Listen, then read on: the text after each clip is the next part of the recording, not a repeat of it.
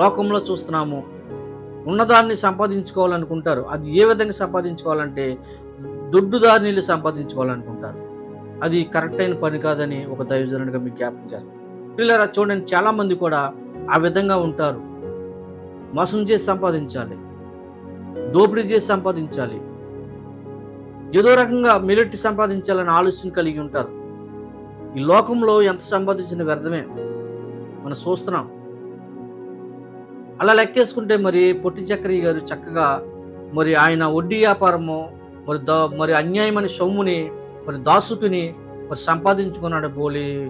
బోలాస్తి సంపాదించుకున్నాడు, లెక్కలేని ఆస్తి సంపాదించుకున్నాడు పొట్టి చక్రయ్య గారు. చూడండి ప్రియులరా, మరి యేసు ప్రభు గారిని చూడాలని మేడిచెట్టు ఎక్కి యేసు ప్రభు గారిని చూస్తే మరి ప్రభు వారు ఆయనతో మాట్లాడారు. ఏడేని మీ ఇంటికి వస్తానని మాట్లాడారు. ఆయన మాట్లాడిన మాటకి మరి చక్రయ్య గారు లోబడ్డారు. మరి ఆయనకు